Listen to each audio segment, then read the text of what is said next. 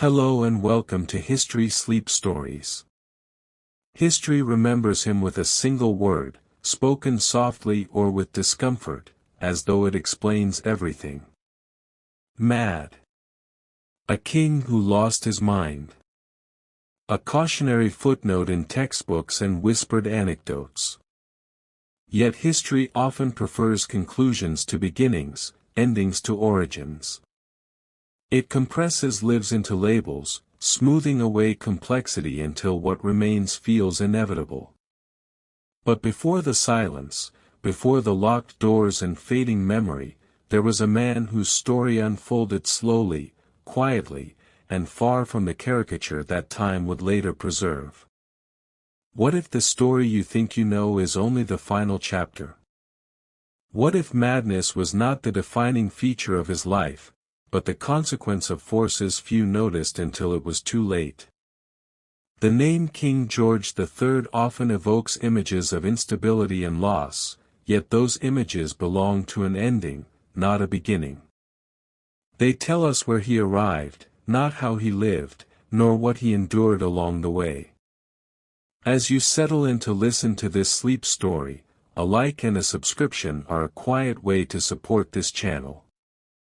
And if you feel comfortable, you're warmly invited to share where you're listening from in the comments. In the beginning, there was order. A structured mind shaped by discipline, morality, and a belief that duty could anchor even the heaviest crown. He was not born into chaos, nor did he seek indulgence or excess. He valued routine, clarity, and restraint, believing that a steady hand could guide both self and nation. This makes the later unraveling more unsettling, because it was never foreshadowed by recklessness or cruelty. It arrived instead like a shadow stretching gradually across familiar ground. Madness, when spoken of casually, feels sudden and dramatic. In reality, it often moves quietly, unnoticed, hiding within ordinary days. Small changes dismissed. Restless nights explained away. Moments of confusion folded into the pressure of responsibility. For a king, there was no space to be fragile, no permission to falter. Every hesitation was observed, every deviation whispered about, but rarely confronted with understanding. The crown does not forgive weakness, even when it is human. This is where the tragedy begins to deepen, not in spectacle, but in misunderstanding. The world around him searched for control, for reassurance, for stability, while the man himself searched for balance within his own thoughts. Each failed attempt widened the distance between who he was and who he was expected to be. The more the crown demanded certainty, the less room there was for compassion, patience, or rest. History would later compress this long struggle into a single defining trait, overlooking the years of coherence, affection, and intent that came before the decline. Yet those years matter, because they reveal a truth often ignored, that collapse does not erase what preceded it. A mind lost does not negate a life lived. As this story unfolds, it does not rush toward the fall. It lingers instead in the quiet moments before, where meaning still existed and love still functioned. Only by understanding that calm can the coming darkness be fully felt, for what follows was not sudden madness, but a slow departure from certainty, one that few recognized until it was already underway. Britain before the fall was a place convinced of its own permanence. Power radiated outward from its shores, carried by ships that stitched continents together with trade routes, colonies, and quiet assumptions of dominance. The nation did not merely exist in the world, it believed the world was slowly becoming an extension of itself.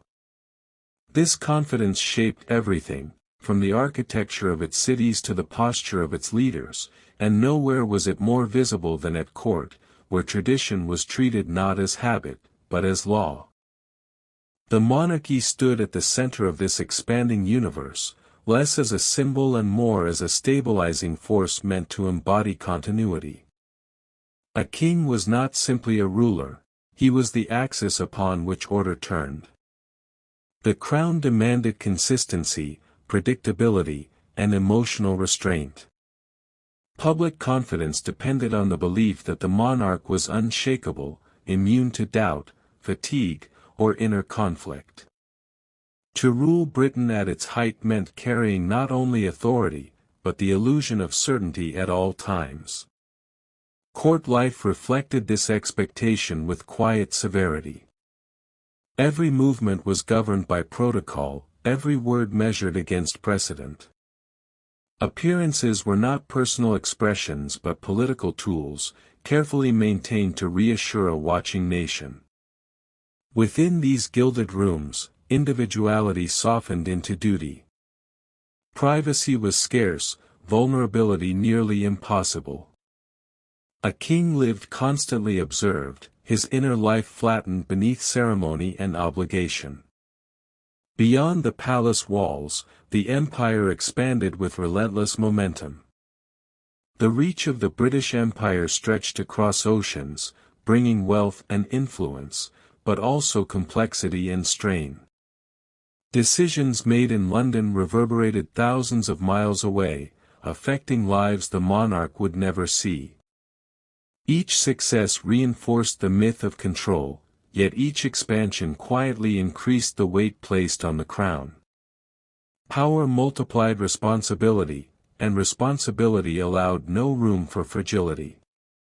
The people, too, played their role in sustaining this illusion.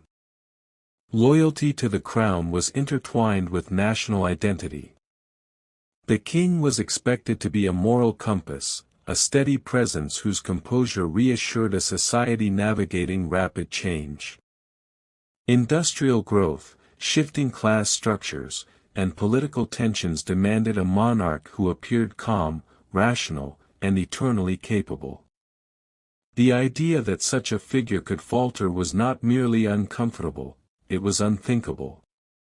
Within this atmosphere, duty became both anchor and burden. It shaped daily routines, hardened expectations, and left little space for deviation. Rest was framed as indulgence. Emotional expression as weakness. Any sign of instability risked more than personal embarrassment, it threatened the delicate balance between authority and public trust. For a king, the self was inseparable from the state. This world did not encourage reflection. It rewarded endurance. Problems were managed through discipline, not understanding. When strain appeared, it was absorbed silently, hidden beneath formal smiles and ceremonial order. The system was designed to function smoothly, not to care for the individual at its center. As long as the machinery of empire continued to turn, the condition of the man behind the crown mattered little. Seen from this distance, the later tragedy begins to feel less surprising. A rigid structure can support immense weight, but it cannot adapt when the material within begins to fracture. Britain's confidence rested on continuity, and continuity required that nothing change, especially not the king himself. Yet no human mind is immune to pressure, and no role, however exalted, can erase vulnerability. This was the world into which the story deepens, a nation at its most powerful, a monarchy at its most demanding, and a crown that allowed no room for weakness. Against such a backdrop, what followed was not a sudden collapse, but the slow consequence of expectations that left no space to bend, only to break. Against a world that demanded rigidity, the young king appeared almost perfectly shaped for order. Long before the crown settled upon his head, George had been prepared not for excess, but for restraint. His upbringing was deliberate, structured, and deeply moral, designed to produce not a dazzling monarch, but a dependable one. From the earliest years, his days followed rhythm rather than indulgence, filled with study, reflection, and an emphasis on self-discipline. Where other royal children were indulged, he was instructed. Where others were entertained, he was guided. He learned to value clarity of thought and steadiness of behavior, believing that reason was the highest form of strength. Faith played a central role in this formation, not as ceremony, but as compass.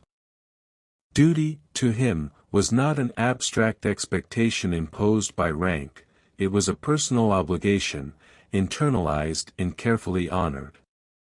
He did not see kingship as a privilege to be enjoyed, but as a responsibility to be carried with care. This mindset shaped his education. He was taught languages, history, agriculture, and the sciences, developing an appreciation for systems that could be understood, measured, and improved. He admired balance and symmetry, both in governance and in life. Decisions, he believed, should be rational, deliberate, and grounded in principle. Emotion was to be moderated, impulse restrained. In an age that often celebrated grandeur, he leaned toward simplicity. When King George III ascended the throne, this sense of purpose followed him. He envisioned a reign marked by moral clarity and consistency, one that would steady the nation rather than dazzle it. He sought to rule not as a conqueror, but as a caretaker, believing that integrity at the center would ripple outward through the empire. In this, he was sincere, and sincerity is often overlooked by history when tragedy follows. Yet it is here that irony quietly takes root. The very qualities that made him admirable also made him vulnerable. A mind trained to value order struggles profoundly when confronted with disorder within itself. A man who believed reason could master all challenges was ill-equipped for forces that could not be reasoned with.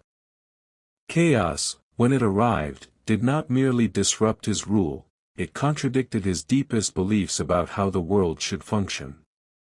At this early stage, however, nothing suggested fragility. His conduct inspired confidence. His restraint reassured advisors. His personal discipline became a public virtue. The nation saw in him a stabilizing presence, someone who embodied the calm certainty Britain wished to project. Few noticed the cost of maintaining such composure, or how tightly he held himself together to meet expectations that allowed no deviation. This was a king who believed deeply in improvement, in the idea that effort and virtue could overcome difficulty. He trusted systems, routines, and moral resolve. There was comfort in predictability, safety in structure. Even his personal life reflected this inclination, favoring consistency over excess, familiarity over indulgence. In many ways, he seemed the opposite of the image that would later define him. That contrast is what makes the loss so profound. To understand what was taken, one must see what existed first. This was not a ruler drifting aimlessly toward collapse, but a man firmly anchored in principle, confident that stability could be maintained through will and discipline. His tragedy lies not in weakness, but in faith placed in a framework that could not accommodate what was to come. As his reign unfolded, the foundations of order he relied upon would be tested in ways no education could prepare him for. The calm certainty of his youth, once a strength, would soon face pressures it was never designed to withstand, and in that tension, the true cost of duty would begin to emerge. As the demands of kingship settled more firmly around him, George sought steadiness not only in duty, but in companionship. In an era where royal marriages were often calculated transactions, designed to secure alliances rather than affection, his union unfolded along quieter lines. The arrival of Queen Charlotte marked not a dramatic courtly spectacle, but the beginning of something rare for its time, a partnership shaped by routine, trust, and mutual presence. Their marriage was not born from grand declarations or public romance. Instead, it grew through shared habits and small, repeated moments that slowly built emotional safety. They walked together, listened to music, spoke without performance. These rituals, unremarkable to an outside observer, became anchors in a life otherwise governed by expectation. Within the walls of the palace, where every gesture carried meaning, their private consistency offered a space where neither crown nor court intruded. Charlotte understood the weight her husband carried, even when few others did. She did not demand spectacle from him, nor did she encourage indulgence. Her steadiness mirrored his own values, reinforcing the sense of order he so deeply relied upon. Together, they constructed a domestic rhythm that softened the sharp edges of monarchy. Their bond was not fueled by passion alone, but by something more durable, reliability. This form of love, understated and resilient, rarely captures the imagination of history. It lacks scandal, lacks drama, lacks the intensity that makes for easy retelling. Yet it is precisely this quiet intimacy that gave their marriage strength. In a world where appearances mattered more than truth, they found comfort in familiarity. Charlotte became not merely a queen, but a constant, someone who remained present regardless of the demands pressing in from all sides.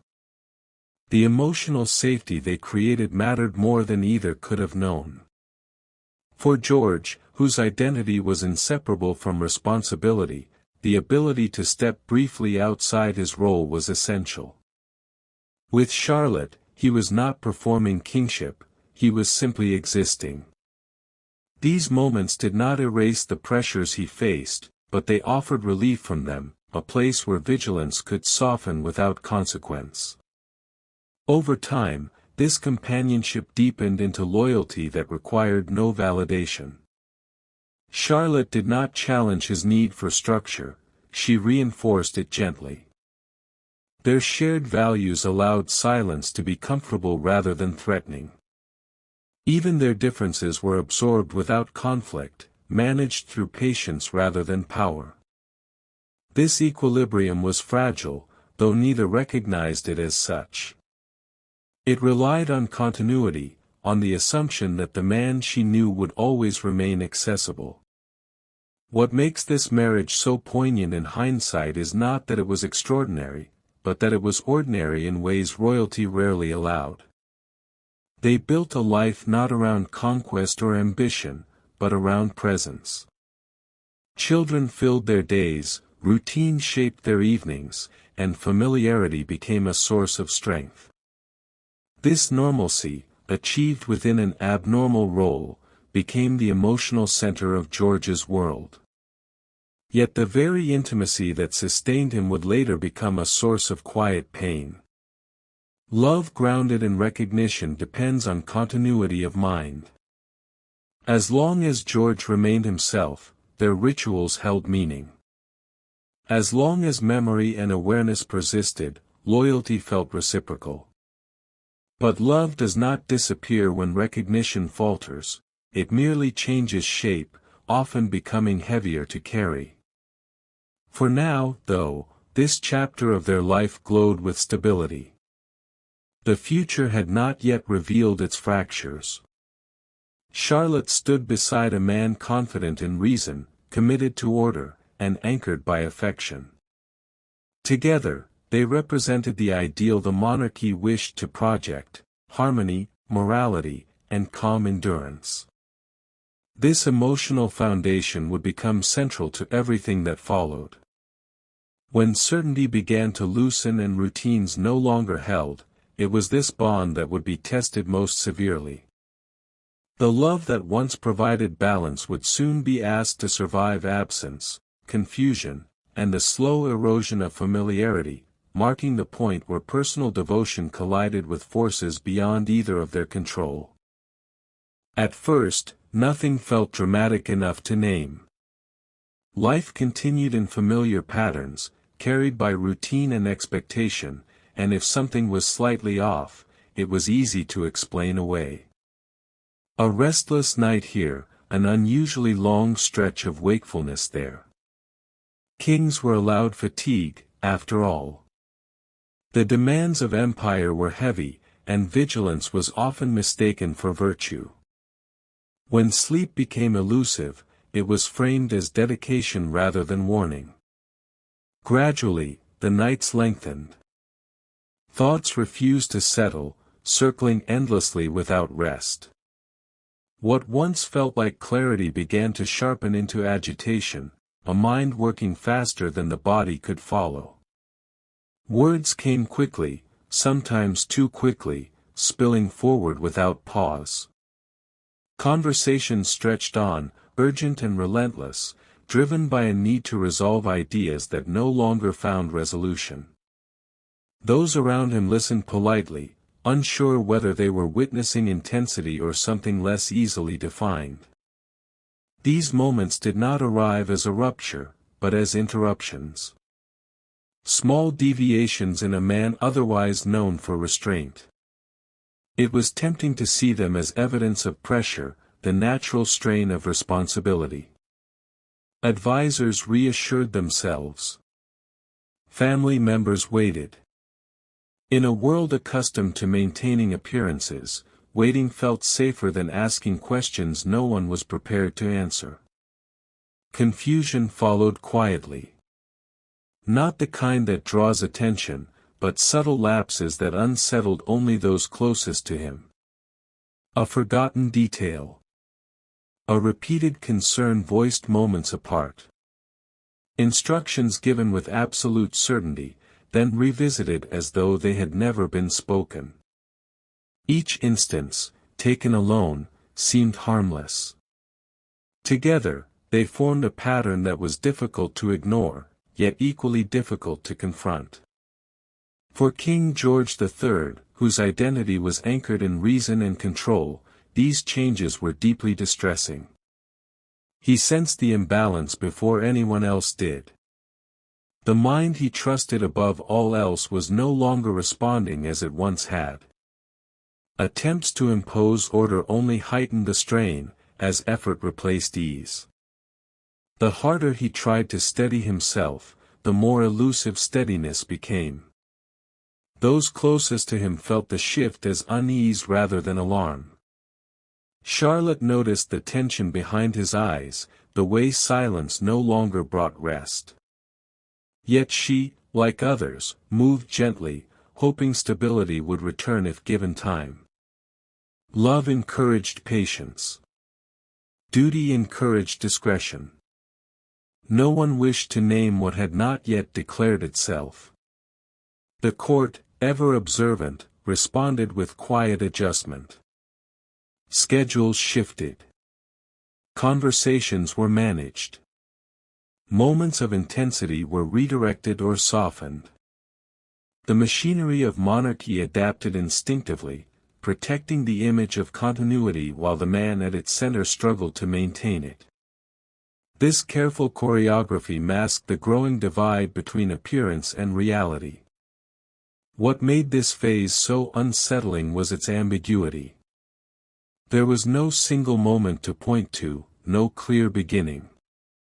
Decline did not announce itself, it insinuated. Each sign asked to be dismissed, and dismissal became habit.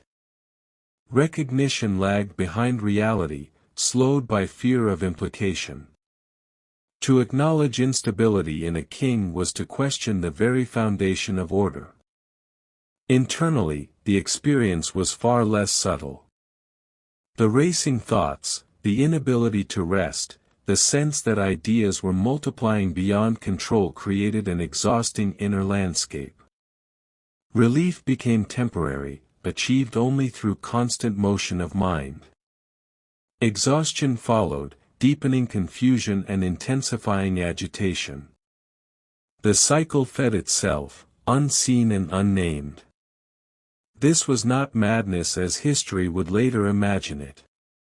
It was discomfort, strain, and a growing sense that something fundamental was slipping. The absence of understanding made it lonelier still. Without language to describe what was happening, he could only endure it, believing persistence might restore balance. After all, discipline had always served him well.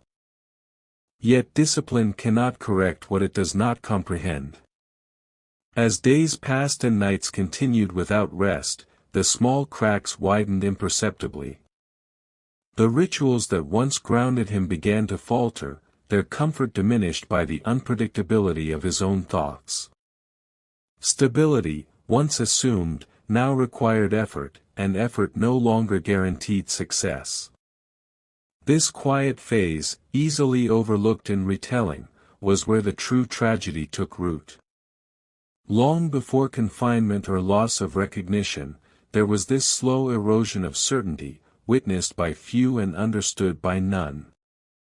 It marked the moment when order first began to loosen, setting the stage for consequences that would soon extend beyond the private mind into the very heart of the crown.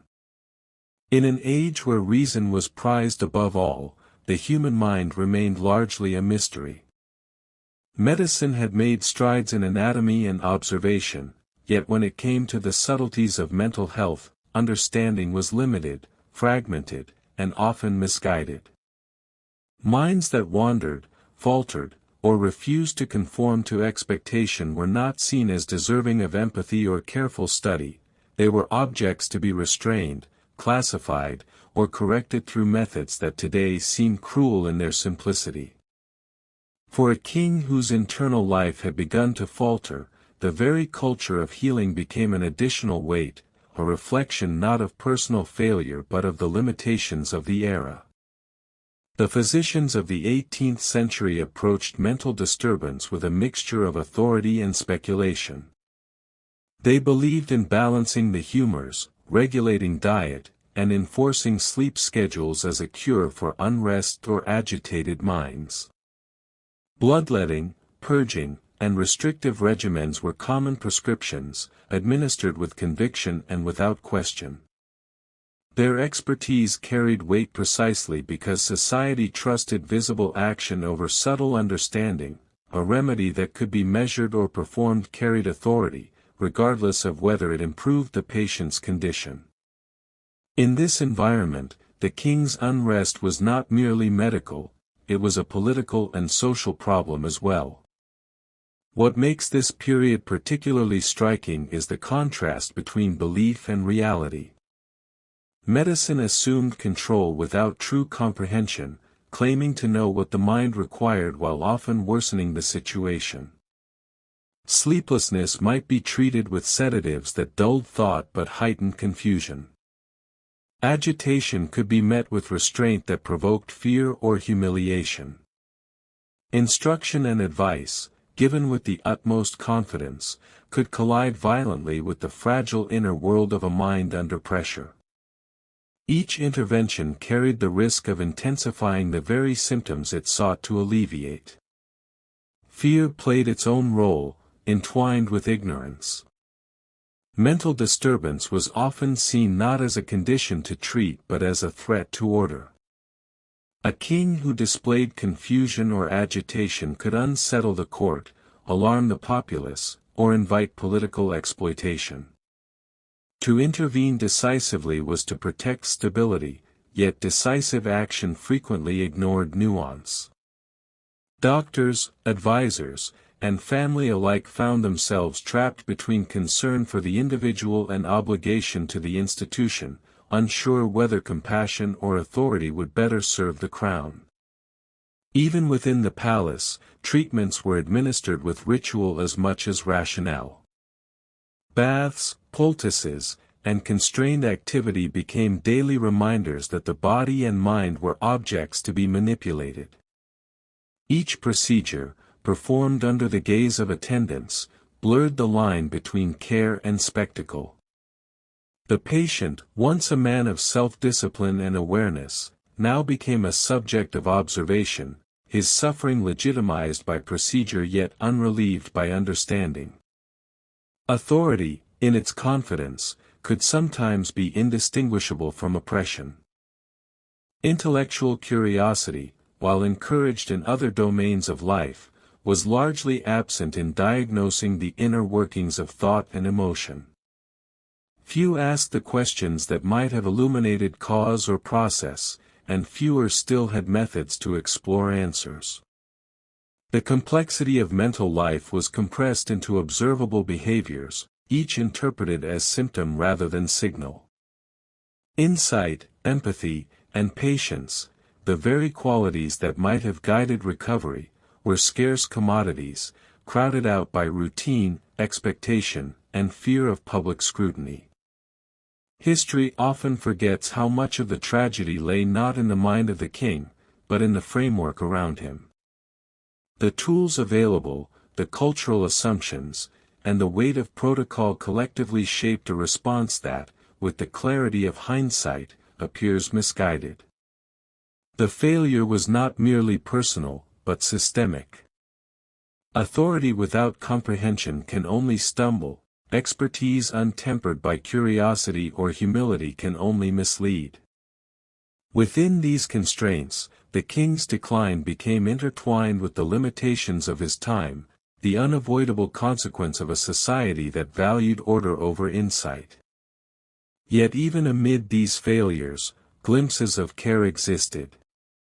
Physicians and attendants attempted remedies with sincerity, their intent rarely malicious. They operated within the best understanding available to them, guided by a belief that intervention, however flawed, was better than inaction. That sincerity, however, could not compensate for the profound gaps in knowledge or the pressures exerted by the court and nation. The very people who sought to heal became instruments of the same rigid structures that demanded perfection and concealment. This interplay of medicine, fear, and misunderstanding transformed what might have been a private struggle into a public dilemma. Each treatment, each recommendation, each enforced regimen carried consequences that reached far beyond the body, touching identity, autonomy, and dignity. In trying to correct the mind, the era often worsened it, reshaping a human being into a symbol of fragility, rather than a man contending with extraordinary circumstances. By understanding the context of 18th-century medicine, the narrative shifts from blame to perspective. The tragedy of the king becomes inseparable from the era in which he lived, a time when care and control were entwined, when fear masqueraded as protection, and when knowledge was both authority and limitation. In this light, the cracks in his mind were not solely personal failings, but reflections of a world struggling to comprehend the very thing it depended upon most, the human mind at the center of power. Even as treatments and interventions swirled around him, the king's world became increasingly solitary. The palace teemed with activity, yet each corridor, ballroom, and chamber could feel emptier than the most remote countryside. Advisors whispered behind closed doors, courtiers watched with careful calculation, and officials recorded every gesture, every word, as though the king himself were part of the performance of government rather than its center. Surrounded by people yet profoundly alone, he experienced a paradox of power, a sovereign who ruled a nation, but could not command understanding of his own mind. Isolation, however, was rarely acknowledged. The trappings of monarchy demanded that presence be constant, and visibility was inseparable from authority. To withdraw, even slightly, invited suspicion or commentary. Every moment spent away from the gaze of courtiers could be interpreted as weakness, indecision, or incompetence. This forced exposure, combined with the unpredictability of his own thoughts, deepened the sense of alienation. The king became both observer and observed, a figure scrutinized for the smallest inconsistencies, yet rarely truly seen for who he was. Court politics intensified the distance. Advisors, servants, and ministers navigated a delicate balance between loyalty and ambition. In these subtle negotiations, the king's humanity was often secondary to his role as a symbol of continuity. Decisions that might have been simple were layered with protocol and expectation. Each act, no matter how minor, carried political significance, and any sign of indecision or uncertainty could ripple outward into perceived instability. The very people entrusted to support him often acted as vectors of the pressures that constricted him further. Even personal relationships within the palace were constrained. The queen, devoted and patient, could offer support, yet her presence could not erase the isolation imposed by the court's machinery. Friends and confidants were careful, measured, always aware of their place in the hierarchy. Authentic intimacy, the kind that might have alleviated anxiety or provided reassurance, was rare. In its absence, the king faced his struggles largely alone, carrying the burden of empire alongside the private confusion of a mind in flux. Public image demanded a different kind of vigilance. Every ceremony, every appearance before dignitaries or subjects, required composure. Smiles were performed, posture maintained, and speech delivered with clarity, even when the thoughts behind them raced uncontrollably. This performance was exhausting, a continual reminder that authority was inseparable from the illusion of control. Failure to maintain the facade could erode confidence not only in him but in the monarchy itself, further entrenching the necessity of self-discipline. Yet this isolation was not entirely imposed externally. The king's own desire for precision and order contributed to a quiet separation from those around him. Questions that could not be answered logically, emotions that could not be neatly categorized, and behaviors that defied predictable cause created barriers between him and the world. He knew that misunderstanding could be dangerous, so he guarded himself carefully, retreating inward even as duties pressed outward. Each act of self-protection deepened the distance, reinforcing a cycle of solitude. There were, of course, fleeting moments of connection. Private discussions with trusted aides, shared laughter in brief respites, or the quiet presence of his queen offered temporary relief. Yet these instances were fragile, always overshadowed by the awareness that the majority of the palace and the nation were watching. In a sense, the king's environment demanded that he be both present and untouchable, both intimate and impervious, a contradiction that left him suspended between visibility and invisibility. This tension, of being surrounded yet isolated, was a profound source of psychological strain.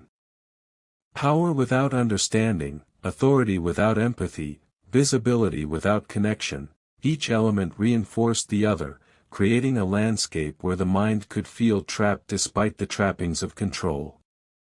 The paradox of his existence grew starker as the episodes of unrest became more frequent.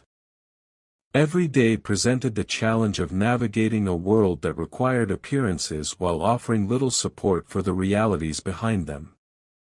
In this landscape of constant observation and subtle negotiation, the cracks of his mind became ever more pronounced. The expectations of court, the vigilance demanded by advisors, and the necessity of maintaining public image created an invisible cage. Here, alone among the courtiers, the king confronted not only the uncertainty of his condition but the profound isolation inherent in his station. Power, as he learned, does not guarantee understanding, and authority does not shield one from loneliness. The stage was now set for the true human cost of these pressures. Surrounded by servants, ministers, and advisors, yet profoundly alone, he faced a slow erosion of agency, trust, and connection. In the quiet of this paradox, the tragedy of his situation deepened, preparing the listener to understand not only the unfolding madness but the immense emotional weight borne by a man whose isolation was as absolute as the empire he ruled. Even as the corridors of the palace echoed with whispers and careful glances, one presence remained unwavering: Charlotte. She moved through the routines of court and home with a steadfastness that seemed almost invisible, yet it was the very force holding the fragile equilibrium together. While others debated, advised, or speculated, she endured. Her devotion was quiet, lacking drama or spectacle, but it carried a weight far heavier than any decree or ceremonial obligation. She was witness, companion, and anchor, even as the man she loved slipped further from the clarity that had once defined him. Her days were measured by ritual as much as necessity. From the early morning prayers to the evening candles extinguished with care, she maintained the cadence of life in the palace with precision. These routines were more than habit, they were a tether, both to the world outside and to the husband who no longer found stability on his own. Breakfasts, audiences, letters, and music became more than social expectations. They were lifelines, deliberate acts of continuity that preserved fragments of order amid encroaching uncertainty. Charlotte's sacrifices were subtle but profound. Each moment of patience came at a personal cost, each smile or nod a conscious effort to absorb the chaos without letting it ripple outward. She suppressed frustration, anxiety, and grief, translating them into care that was almost invisible to those outside their private sphere. Every small accommodation, the gentle correction of a misunderstood instruction, the quiet management of an irritable mood, the careful timing of conversation, was a choice to shield him, to maintain the stability he could no longer guarantee himself. This endurance extended to the public sphere as well. At court, she remained poised, a mirror of composure that reassured both observers and the king alike. Her calm allowed others to believe that the machinery of monarchy continued unhindered, even as she labored unseen to keep her husband anchored. In every gesture, every word carefully measured, she balanced the tension between protecting him and fulfilling her duties, between personal suffering and the appearance of perfection. It was a delicate choreography, one demanding constant vigilance. Yet Charlotte's resilience was not born from denial. She recognized the shifts in George's mind, understood the patterns of confusion and agitation, and anticipated the moments when guidance or restraint was required. Her patience was active, not passive. It required insight, adaptability, and relentless attention. Where others might have recoiled from unpredictability, she leaned in, sustaining the emotional and practical scaffolding that allowed the household, and the king himself, to function. In these private spaces, the depth of her devotion became clearer. Nights were long, filled with vigilance over restlessness and fretfulness, with whispered reassurance or simple presence. Her own sleep was sacrificed, her own comfort deferred, yet she did not frame these choices as hardship. They were simply necessary, a silent covenant she had made not with the public, but with the man she loved. Through her endurance, the life they shared persisted even as the stability it depended upon faltered. There were moments of connection that shone briefly against the shadow of decline, a shared glance that communicated understanding beyond words, a quiet conversation in a private room, a gentle hand resting on his arm during an episode of confusion. These fleeting glimpses of recognition and intimacy were fragile, yet they reinforced the bond that sustained them both. In them, George could still find fragments of himself reflected back, and Charlotte could find proof that her steadfastness mattered, even when the mind she loved wavered. The emotional labor she performed was constant, layered, and often invisible. While historians later labeled the king's episodes as madness, they overlooked the parallel narrative unfolding beside them, the quiet suffering and resilience of the Queen. Every decision to intervene gently, every moment of patience, every act of concealment contributed to a buffer that kept the palace functional, the crown intact, and the human connection alive. Without her vigilance, the court might have fractured sooner, the nation's confidence might have faltered, and the man himself might have been lost to isolation far earlier. Charlotte's endurance also carried a moral and psychological dimension. By maintaining composure, she modeled stability to the court and kingdom alike. Her presence reassured ministers and advisors, diffused tension among staff, and created a space in which the king could navigate his challenges without constant external alarm. In doing so, she shouldered an invisible burden, the emotional labor of sustaining not just a marriage, but the perception of order for an entire empire. This chapter of quiet devotion would later reveal its central importance. As George's condition deepened, as confusion, agitation, and vulnerability increased, the continuity of Charlotte's care became the defining element of his daily life. She was the constant in a world of uncertainty, the enduring center around which even the disordered elements of the palace revolved. Without her, the slow descent would have been more chaotic, more isolating, and far less survivable. In the arc of their shared story, Charlotte exemplifies the paradox of love in extremis. Her devotion offered neither spectacle nor reward, yet it shaped every outcome that followed. She endured, not for recognition, not for status, but because constancy itself became a form of protection, a means to preserve humanity within the walls of monarchy. Her quiet resilience stands as the emotional core of this narrative, preparing the listener to witness not only the continuation of struggle but the profound depth of commitment that can persist even in the face of relentless uncertainty. As the king's episodes of confusion grew more frequent and more pronounced, the machinery of state faced a profound challenge. How could a nation governed by a single mind continue to function when that mind faltered? Britain, for all its order and tradition, had never truly been tested in this way.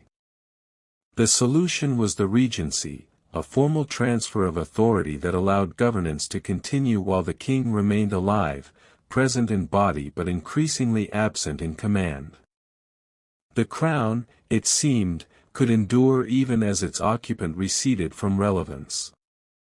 The regency was not simply an administrative adjustment, it carried deep symbolic weight. A nation that had relied on the king's decisions, his counsel, and the authority of his presence now faced a new reality: power could move forward without him. Ministers, advisors, and parliamentarians assumed responsibilities that had once been concentrated in the monarch. Decisions that once bore his seal now proceeded under delegated authority. Continuity was preserved, but at the cost of the very essence of kingship. The man who had embodied order now watched from the sidelines, a figurehead in a role that no longer required his engagement. This shift introduced an unexpected psychological dimension. For a king whose identity had been inseparable from duty, relevance, and command, the regency was a subtle form of exile. He remained alive, surrounded by familiar faces, yet much of the world he had governed moved on without him. Orders were issued, laws enacted, and decisions made in his name, but increasingly without his counsel. Authority persisted, but personal agency eroded. To be powerful and yet impotent is a form of suffering rarely acknowledged in historical accounts, yet it was one of the most profound aspects of his experience. Those charged with maintaining continuity faced their own tension. They were guided by loyalty, by necessity, and by a desire to prevent public alarm, yet each decision carried the implicit reminder of the monarch's absence. Policy and governance proceeded under the assumption that the king could no longer be fully trusted to execute them, yet appearances demanded deference. Advisors became mediators between the living institution of monarchy and the fragile man who remained its symbolic center. Every act of administration underscored the paradox: the crown could function, but the man who gave it life was slipping further from control. The regency also reshaped public perception. Subjects accustomed to the steady presence of a king now observed a dual reality: the continuity of government alongside the evident frailty of its symbol. Newspapers, pamphlets, and private correspondences hinted at unease, noting differences in demeanor, policy, and presence. The invisible hand of authority persisted, but its owner had become partially absent, creating a subtle tension between confidence and anxiety. People followed the actions of ministers, yet awareness of the king's condition introduced an undercurrent of uncertainty, a collective acknowledgement of human vulnerability within a system built to seem eternal. For George himself, the transition was emotionally complex. The framework of authority he had relied upon remained intact, yet the daily enactment of that authority was no longer his to wield. Decisions that had once demanded his careful deliberation now unfolded through others' hands. Recognition of this shift brought a quiet ache: relevance, once assumed and unquestioned, now required negotiation through distance. Being alive, and yet increasingly irrelevant, presented a form of isolation even deeper than physical or mental separation. His presence became ceremonial, his identity entwined with duties he no longer fully executed. This period illuminated the delicate interplay between individual and institution. The crown, as an idea and an apparatus, could survive the erosion of the man who wore it. Stability did not require his clarity, only the careful orchestration of those around him. Yet the human cost, identity loss, the sense of purpose diminished, the fading of influence, was profound. The regency preserved governance but also crystallized the ultimate fear: to exist in body while the world moves forward without acknowledgement of your will. The king's personal experience of this era was compounded by the attentiveness of those around him. Charlotte, loyal and patient, continued to offer support and guidance, helping to mediate the emotional and practical dimensions of a life increasingly defined by absence. Ministers and courtiers performed their duties with care, yet each intervention served as a reminder that the man at the center of power was no longer the decisive force he once had been. The paradox of authority without agency became central to the lived experience of the monarchy. In some ways, the regency offered relief to the nation. Decisions could be made efficiently, crises managed, and the machinery of government maintained without the unpredictability that accompanied the king's declining faculties. Yet in so doing, it highlighted the human cost of power. A ruler who had once embodied the state now existed beside it, present yet displaced. The crown moved forward, but the individual who had sustained it receded, creating a tension between continuity and obsolescence, between duty performed and life diminished. This period, marked by careful administration and subtle absence, laid the groundwork for understanding the interplay between mind and role, presence and relevance. The crown could endure, yet the man within it faced a reality no protocol could fully mitigate.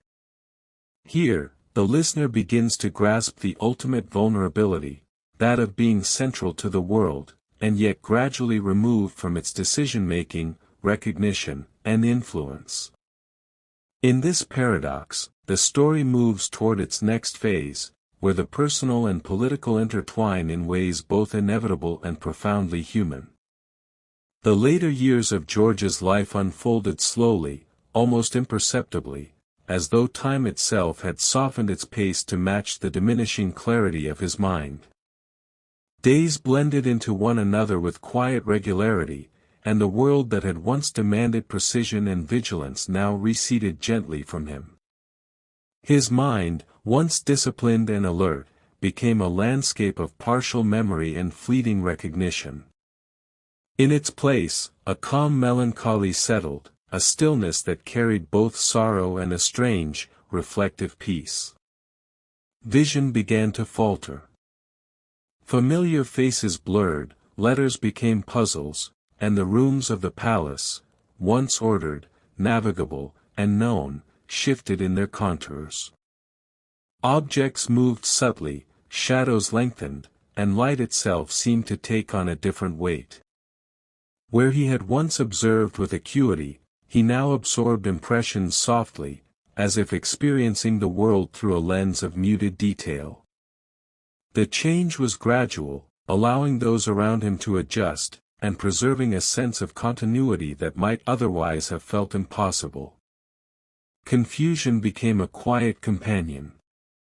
Thoughts no longer connected with the same precision, sentences sometimes wandered, and recollections arrived fragmented. Yet there was no sudden collapse, no dramatic fracture. Instead, life slowed, and the pace of the world around him accommodated the rhythm he could manage. Courtiers moved with gentleness, Charlotte remained steadfast, and the palace became a space of softened expectation rather than relentless demand. The king existed in a liminal space, neither fully present in decision nor fully absent, yet retained in dignity through care and devotion. Isolation deepened, but it no longer carried the sharp tension of earlier years. The paradox of being surrounded yet alone softened into quiet solitude. Friends and attendants moved around him attentively, yet he occupied a private realm of thought and memory that few could reach. The palace became less a theater of performance and more a haven of continuity, where rituals and routines provided structure for both comfort and orientation. Silence, in this context, was not empty, it was a space of reflection and preservation. Charlotte's presence remained central, guiding him through the diminished landscapes of perception. Her gentle voice, her patient hand, her quiet attentiveness formed the scaffolding upon which his diminished faculties could operate. She narrated the familiar, reminded him of sequences of daily life, and offered reassurance without urgency or alarm. In her steadiness, the king experienced continuity, a tether to the life he had once navigated with authority.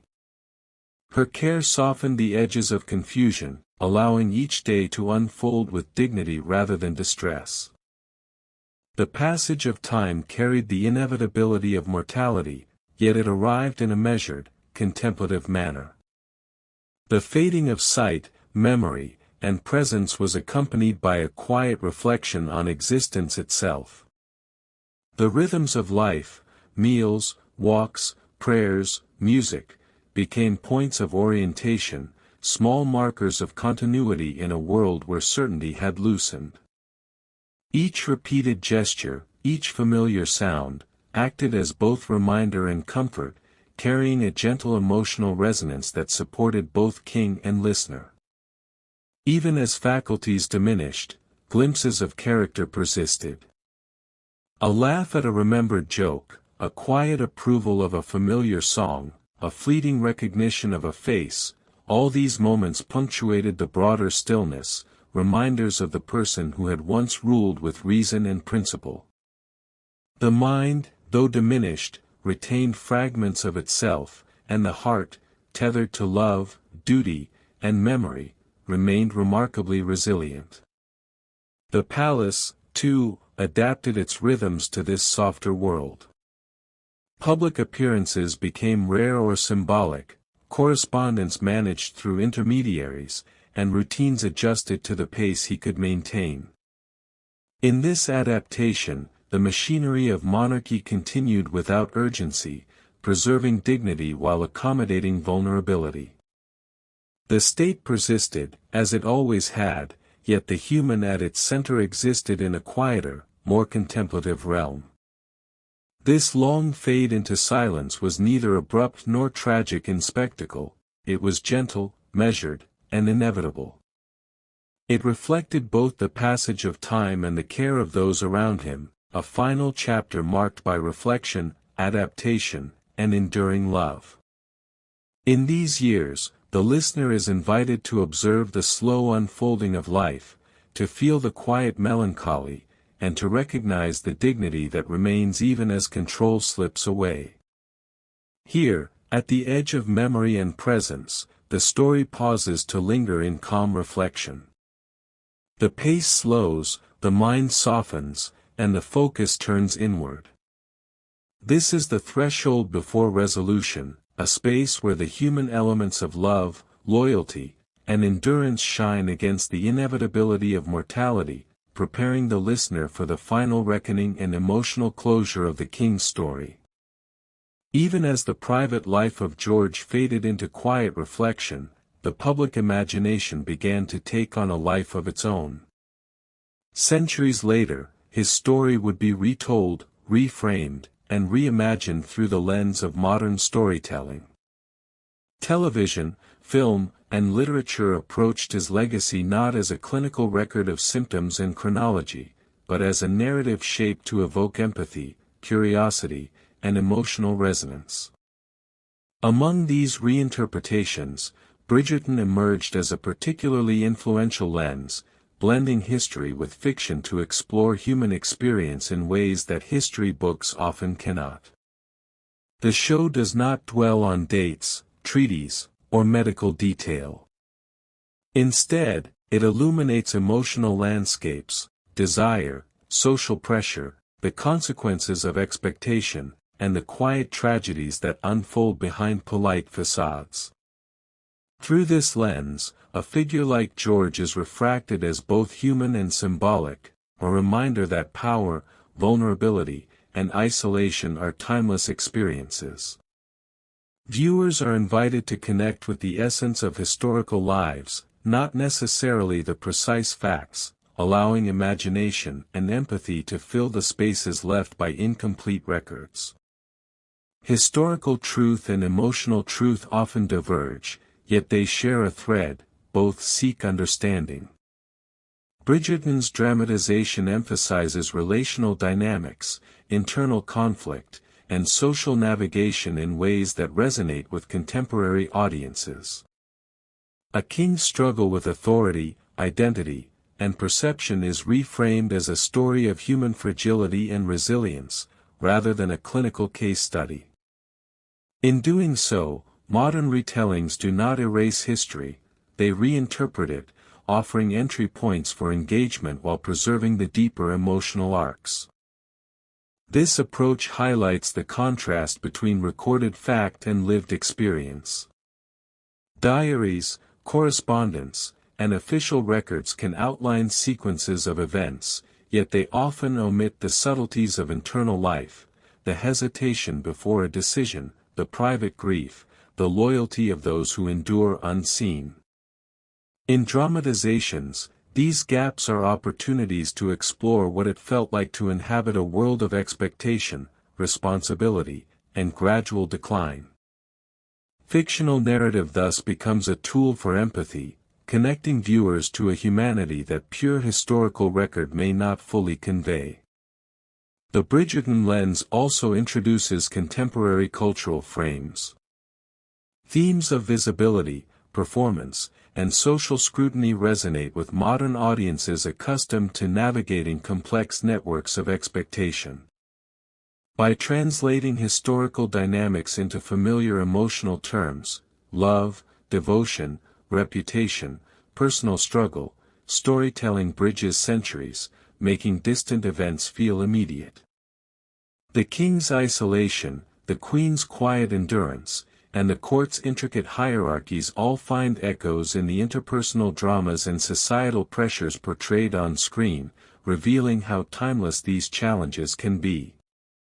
Curiously, these reinterpretations can also correct misconceptions. The label of madness, for example, becomes more nuanced when placed within emotional, social, and cultural contexts. Viewers are encouraged to see George not merely as a medical anomaly, but as a man navigating extraordinary pressure with limited understanding and limited tools. Fiction allows for empathy, reframing judgment as recognition of circumstance. Through this lens, the tragedy becomes not sensational, but human. Meta-awareness is another subtle effect. As audiences watch dramatizations, they engage in a form of cultural literacy, questioning what is historical, what is interpretive, and what is imagined. This awareness deepens engagement, prompting reflection on how history is constructed, remembered, and retold. Bridgerton, in particular, thrives on this interplay between fact and narrative imagination, offering a space where viewers can inhabit both worlds simultaneously, the historical and the emotional, the documented and the imagined. The blending of truth with narrative art also fosters curiosity. Viewers inspired by dramatization often seek factual context, exploring biographies, letters, and historical accounts to compare reality with representation. In this way, storytelling becomes a gateway to historical literacy, encouraging audiences to explore the complexity of figures like George, whose lives were far richer and more nuanced than their mythologized reputations suggest. At the same time, this lens reminds us that history is lived, not merely recorded. The emotional truth, the anxiety, loyalty, devotion, and quiet despair of the people involved, remains accessible, even when the precise sequence of events is simplified or dramatized. By connecting emotional experience to broader context, modern storytelling preserves the humanity of historical figures, allowing audiences to inhabit their world without judgment or distance. In bridging past and present, the modern reinterpretation of George's life demonstrates the enduring power of narrative. Fact and fiction intermingle, not to deceive, but to illuminate. By focusing on relational depth, psychological complexity, and ethical tension, contemporary storytelling ensures that history remains vibrant, meaningful, and emotionally resonant for audiences far removed from its original moment. Through this lens, the listener begins to see the king not only as a historical figure defined by decline, but as a human being whose experiences, love, loyalty, loss, isolation, transcend time. In the quiet spaces between dramatization and history, the essence of his life persists, offering both reflection and connection. The stage is set to draw the narrative to its final act, where history, memory, and enduring human truth converge in contemplation and closure. In the quiet aftermath of a life both remarkable and troubled, there is a lesson that endures beyond titles, crowns, and historical record. George's story, often reduced to a single word, mad, offers a far more profound reflection, the fragility and resilience inherent in being human. Illness, love, duty, and identity intersected in ways that reveal not only the vulnerability of the individual, but the extraordinary capacity of those who remain steadfast beside them. In this final chapter, the mind and heart converge, inviting reflection rather than spectacle, understanding rather than judgment. Even in the depths of confusion and decline, George retained glimpses of the man he had been. Memory and awareness faded in uneven patterns, yet his humanity was never erased. The mind, though clouded, carried echoes of early discipline, moral conviction, and care for others. These remnants remind us that identity is rarely all or nothing. It is a mosaic of strength, fragility, and continuity, even when circumstances threaten coherence. To witness this is to recognize the impermanence of certainty and the grace in endurance. Love, as embodied by Charlotte, remained the invisible thread weaving through the instability. Her patience, attentiveness, and unwavering presence offered stability when the mind could not provide it for itself. In her devotion, we see a form of heroism quiet and uncelebrated, yet essential.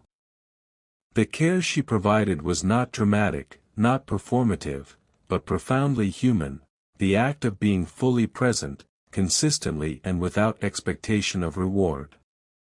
It teaches that love is not only passion or spectacle, but a quiet, enduring choice that sustains life even amid uncertainty. The broader lesson extends to patience, not only for those we love, but for ourselves. Observing George's experience reminds us that understanding and compassion are critical when faced with circumstances we cannot control. Moments of confusion, frustration, or unpredictability need not define a person's entirety, rather, they reveal the interplay of circumstance, biology, and society. In this gentle awareness, patience becomes both ethical and practical, allowing connection and care to persist despite imperfection. Illness, too, invites reflection on vulnerability. George's struggle was neither shameful nor ignoble, it was human. His decline was shaped not only by personal fragility, but by the limits of knowledge, the pressures of expectation, and the constraints of culture. In witnessing his experience, we are reminded that fragility is universal, that strength can coexist with vulnerability, and that dignity is preserved through empathy and care rather than mere autonomy.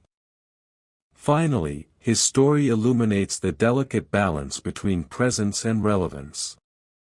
To be alive is not solely to act or decide, but also to be recognized, remembered, and supported. The Regency, the interventions of physicians, and the steadfastness of Charlotte highlight a paradox of human existence. Even as capability diminishes, the significance of care and attention endures. Presence and connection carry meaning far beyond agency or authority. In contemplating the life of George, the listener is invited into a calm reflection on what it means to be human. There is no need for drama, judgment, or sensationalism.